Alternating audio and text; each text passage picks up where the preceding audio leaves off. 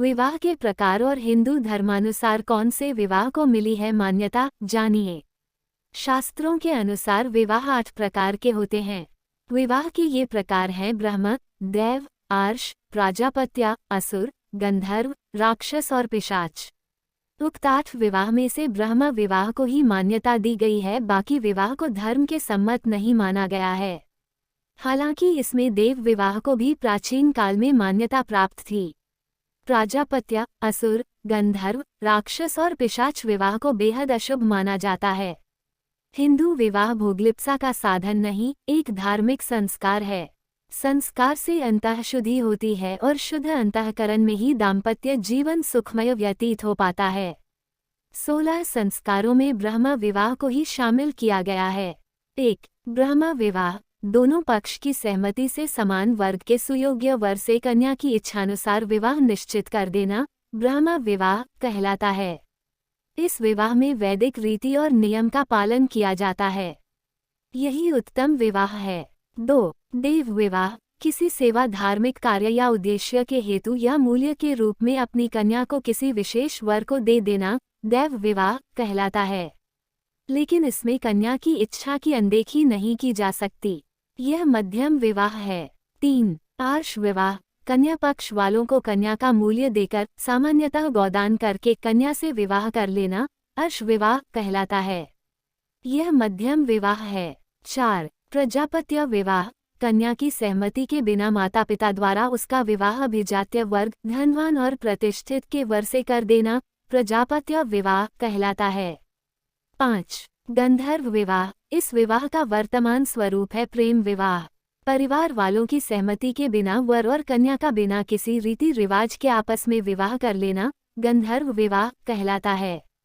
वर्तमान में यह मात्र यौन आकर्षण और धन तृप्ति हेतु किया जाता है, लेकिन इसका नाम प्रेम विवाह दे दिया जाता है।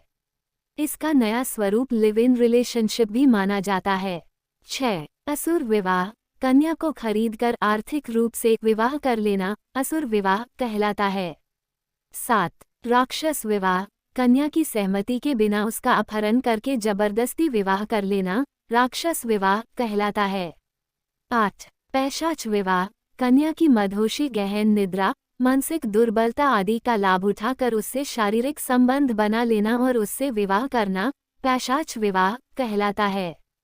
ब्रह्म विवाह, हिंदू धर्मानुसार विवाह एक ऐसा कर्म या संस्कार है जिसे बहुत ही सोच समझ और समझदारी से किए जाने की आवश्यकता है।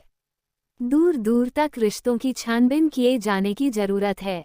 जब दोनों ही पक्ष सभी तरह से संतुष्ट हो जाते हैं तभी इस विवाह को किए जाने के लिए शुभ मुहूर्त निकाला जाता है।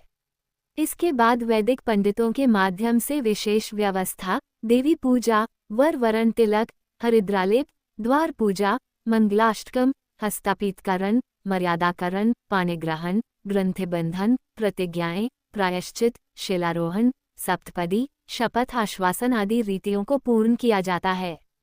दोनों पक्ष की सहमति से समान वर्ग के सुयोग्य वर से कन्या का विवाह निश्चित कर देना ब्रह्म विवाह कहलाता है। सामान्यतः इस विवाह में वैदिक रीति और नियम का पालन किया जाता है। इस विवाह में कुली मिलान को उचित रीति से देख लिया जाता है।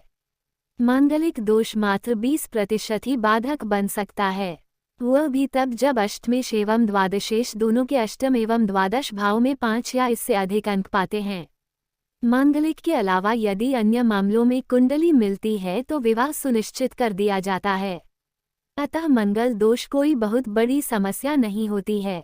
वर द्वारा मर्यादा स्वीकारोक्ति के बाद कन्या अपना हाथ वर के हाथ में सौंपे और वर अपना हाथ कन्या के हाथ में सौंप दे। इस प्रकार दोनों एक दूसरे का पाणिग्रहण करते हैं।